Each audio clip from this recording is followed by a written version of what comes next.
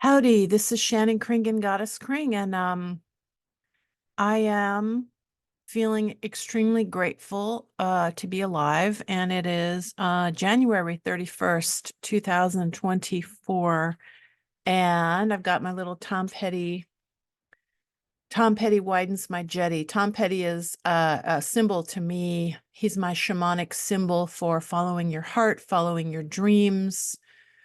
Ever since I was 11 and I heard refugee, I don't have to live like a refugee, from California. My mom took me away from my dad and my grandparents. I love my mom and I love my dad and I love my grandparents. May they rest in peace. But I didn't want to leave San Diego as a little kid. So don't have to live like a refugee, but Tom Petty widens my jetty. There it is.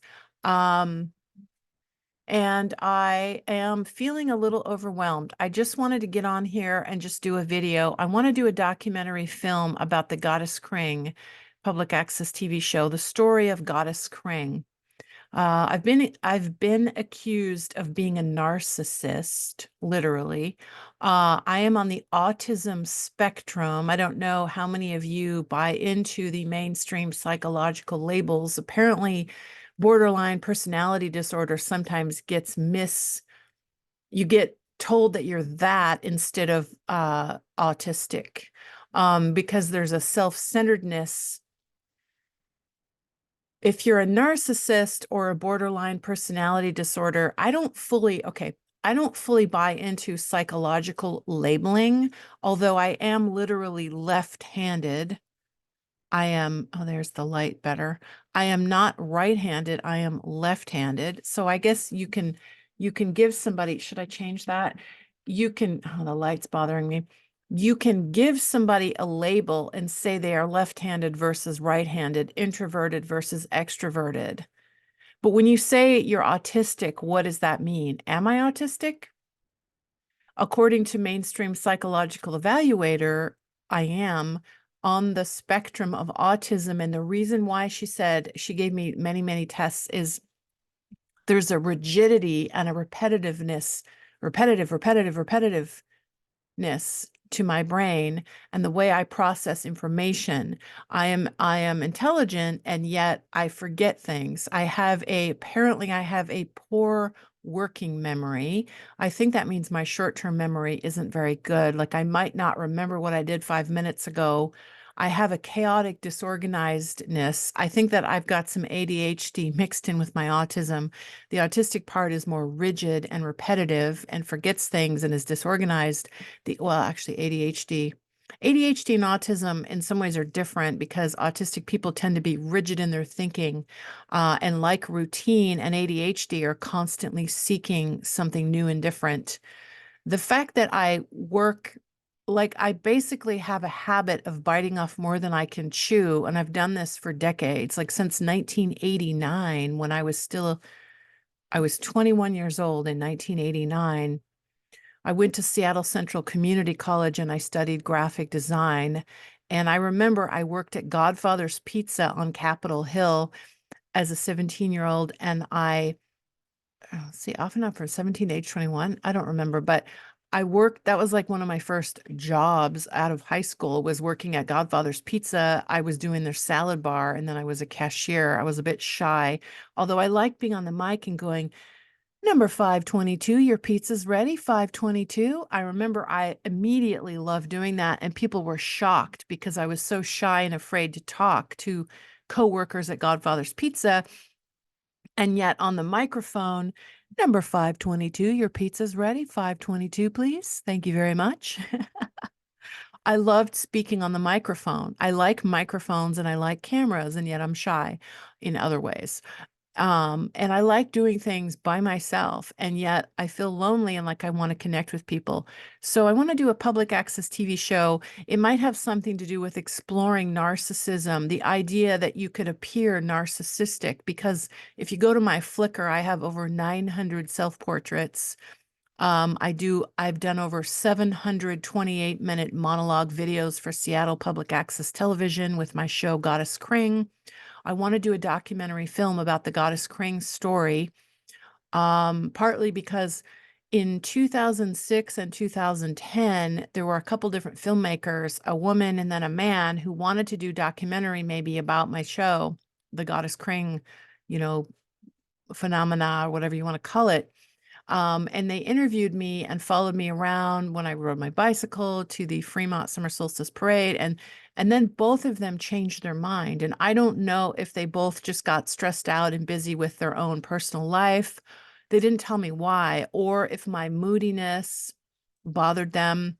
Did they sense I was uncomfortable being filmed? Because the thing is, I love being filmed. So I feel really misunderstood sometimes. And part of why I did my show is because I could have never auditioned for a mainstream show as an actor or performer or video monologuist. I don't think I could have auditioned and they would have said, yes, Shannon Kringen, do your weird Goddess Kring thing. I don't think so. I think I had to make my own way. I had to carve my own niche, as they say. So I feel really frustrated sometimes. I'm really happy to share on camera and express myself. I've always felt trapped. When I was a kid, I'm an only child of parents who divorced when I was 4. My mom does visual art with clay and metal and enameling. And my dad wrote comedy and folk music, his own original comedy and folk music. And both my parents do not want to be famous. They don't have that kind of ego. They do not want to be on stage. My dad partly wanted to write comedy or music for other people, but he doesn't particularly want to be on stage. So I feel like I was a stage kid. I was like, come on, Dad, write a hit song. I wanted my dad to get on stage and do comedy and music. I wanted my mom to be a famous artist like Andy Warhol. When I was a little kid and I found out about Andy Warhol, I was fascinated and I thought, Mom, you need to be more like Andy Warhol. You need to mass produce your stuff and throw parties and have big silk screens of your work, you know, enlarged and put like huge all over a wall. And she's like, no, I don't want to. So it's almost like, it's usually parents who push their kids into showbiz and want them to be on stage or whatever.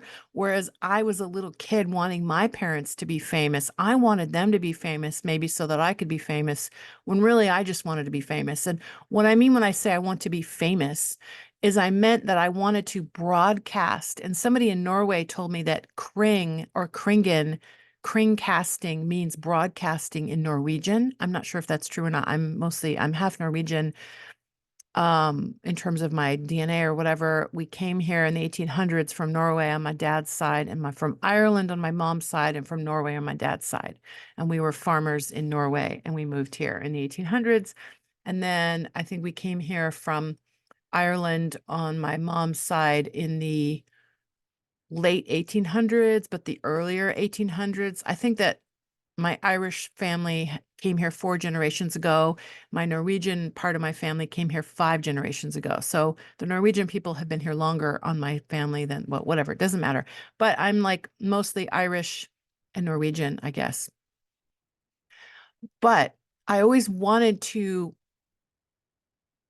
broadcast to people information. I wanted to share with the community in a big way. I wanted to sing and dance and act and paint and draw and publish.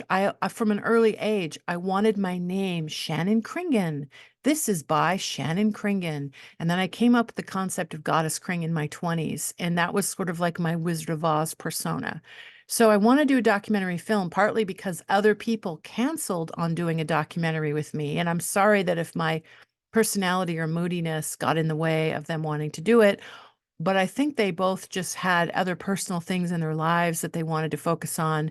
And they realized that doing a documentary film about Goddess Kring was more work than they realized. Maybe I was hard to work with. I don't know. I think I'm a pretty nice person and easy to work with, but maybe not. I'm kind of moody and I feel misinterpreted a lot. I feel like people think that I'm uncomfortable and I don't want to be on camera, because when other people try to film me, actually, I'm a good art model. I've worked with some photographers, but a lot of times when a photographer tries to photograph me, maybe I look uncomfortable because I'm worried. I need a big mirror so I can look at myself in the mirror and know that I look good. When a photographer photographs me, I feel like I need them to reassure me or direct me. And if they don't direct me properly, I get a look on my face like I'm worried and I can't figure out. So I look like I don't want to be photographed, even though I've done a lot of modeling for photographers. I've only worked with a few photographers who could take really amazing pictures of me, because it takes a lot of work to get a good picture of me. If you look at my Flickr, you'll see 900 self-portraits, and it's because I'm really good at photographing myself. But I'm not as good at having other people photograph me and looking amazing. Here on my wall, there's 1, 2, 3, 4 self-portraits that I did, and then hand-painted shoes. So Shannon Kringen, artist. So there's just an example of what I'm talking about, is like, those are all pictures that I took of myself. And it's not because I'm a narcissist. It's because I'm the most comfortable with myself. I feel uncomfortable with other people. I feel shy or moody or self-conscious, or like I don't know how to communicate. And so part of why I did my show and I did monologues is because I felt like I could only speak into the camera. Like, I'm alone right now in my apartment, and that's why I feel comfortable. If there were other people around me right now, I probably wouldn't feel comfortable speaking into the camera the way that I am. I would feel really self-conscious, and yet I'm not afraid to record my voice and publish this on my YouTube channel and my Facebook and my Instagram and my everywhere online. I have 5 different blogs. So I want to do a documentary film, partly because I know that nobody's going to do it unless I do it. I think there is a short documentary made partly on me. I was plan B for these people 10 years ago. I'm really happy. It's called Typecast Dragon. But I admit that I was kind of wimpy, and they photographed me from a certain angle, and I know it wasn't flattering. And I wish that I had spoken up and said, hey, can we have the tripod higher and point down towards me? Because they had the camera either pointing straight at me or up at me, which made me look not very good on camera. I look better if the camera's a little bit above me. I wish I had spoken up, but it's called Typecast Dragon. You can see it online. It's about 10 minutes, and I'm really happy they made it. And they made it in like 48 hours. Is one of those 48-hour contest things. And they made it, and I'm really happy that they made it. I'm proud of it. I'm happy about it. Typecast, my dragon sleeps, monkey moon coming soon. Phases of seeing the gray balloon is a line. Oh yeah, and my poetry book has been published. I will hold it up into the camera in the next video. I'm so excited. I've got copies of my Kringonian Pizzazz poetry book. I'm making an album with Dave Flowers from Interactive Jack Records, Goddess Kring music, Goddess Kring movie, Goddess Kring poetry book. What else? I can see why some people think I'm a narcissist. I want to do a documentary film about Goddess Kring. Maybe we'll explore the idea. Is she autistic or is she a narcissist? Why is she doing what she's doing? And who in the community, if you used to watch my public access show called Goddess Kring, can you please email me, kringgoddess@yahoo.com. I'll put that in the below comment in the below description of this video. Please like and subscribe to my YouTube channel. Thank you so much. I know I'm not very popular because I'm so weird, I guess. I don't know. But if you like and subscribe to my channel, I would be so happy. And I would love it if, because I've been on YouTube since 2005 and I have less than 2,000 subscribers. So that gives you an idea of how not popular I actually am. Let's just acknowledge the reality. I'm not very popular on YouTube. That's okay. Probably because there's 20 million other people, and because a lot of them are in their 20s and they're really beautiful women. And I'm in my 50s. Look at me. I mean, I look pretty damn good, but I'm in my 50s. I'm not a 22-year-old amazingly hot lady. I'm a 55-year-old natural, not wearing any makeup, earthy kind of person, and I'm eccentric. If you used to watch my public access TV show called Goddess Kring, I have about 5 or 6 questions I would love for you to answer in email. If you want to Zoom with me about it on video, or if you want to sign a release and be in our documentary film, we would love to interview people. Me and my friends are going to make this film. It's my friend Dave Flowers, who's a musician, my friend Nibby Nebulous, who's a computer programmer guy who also plays guitar. So we have a great musician that's going to do the score to our movie, instrumental music for our movie. We want to do a full-length, feature-length documentary, the story of Goddess Kring, and we want to interview fans of my show, even people who didn't like my show. If you're somebody who didn't like my show and you thought it was just too weird or whatever, if you have something intelligent to say on camera about why you didn't like it or made you uncomfortable, feel free, because my show makes me uncomfortable. Like when I watch my old Goddess Kring TV shows, it's kind of creepy sometimes. Like I was in a bad mood. I hated myself. I was like putting myself down. I said I wanted to leave the planet, prematurely, which is really sad. Thankfully, I don't feel that way anymore. I sometimes do get angry and I feel trapped, but then I can just go hide and curl up in a fetal position.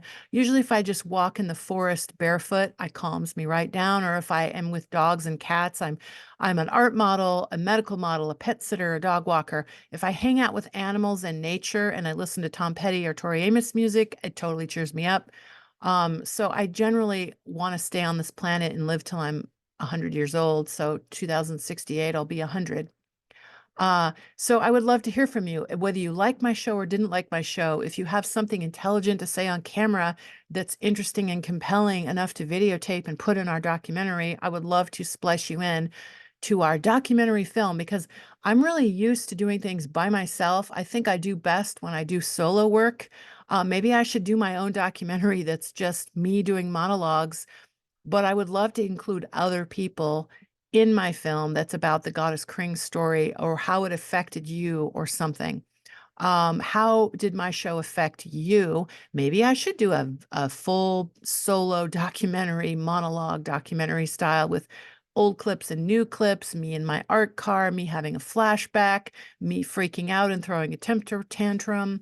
Some of my ideas are me having an autistic meltdown or a temper tantrum, whatever you want to call it, on camera, me being triggered about being picked on and teased as a little kid, me being made fun of, me being misunderstood, me feeling frustrated, like I'm trapped in my own like self-imposed prison, etc. So this is Shannon Kringen, Goddess Kring. It's January 31st, 2024, and I want to make a documentary film, and I'm intimidated by the idea, but I want to do it. I like to bite off more than I can chew.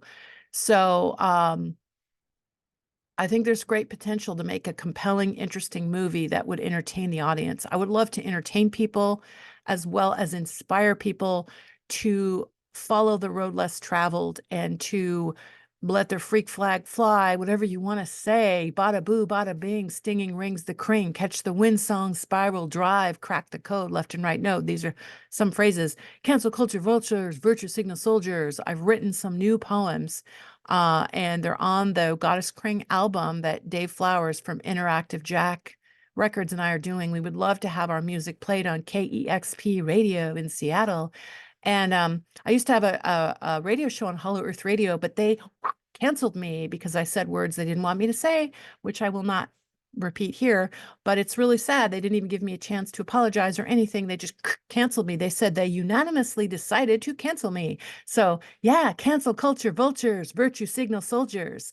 Not that I think people should go around and offend other people, but I do feel like we should still have free speech and we should be able to criticize things and make points and say controversial statements that some people don't agree. Because no matter what you say, you're going to offend somebody. And not that I want to offend people. I don't want to hurt people's feelings and upset people. But I do want to shake up the status quo. And I do want to exercise the freedom of speech that I have, if possible. And I am willing to have empathy and compassion for people who do not agree with me and come from a totally different perspective than I do. But I don't want people shushed and shamed into submission and shamed into not expressing themselves if they have a genuine desire to question and debate and freely express controversial opinions that don't match the status quo, which seems to be getting narrower and narrower and narrower of what we're allowed to think and do and say and be. It's getting pretty strange. So that's Goddess Kring in a nutshell. I want to work on this documentary film. Thanks for listening. Bye for now. Tried to do a short video. Hope this isn't too long. Okay, shannonkringen.com is my website. So please email me if you're a Goddess Kring fan, or if you didn't like what I did and you want to answer the questions for our film. It would really help us. Thank you so much. Bye for now. Thanks for being here.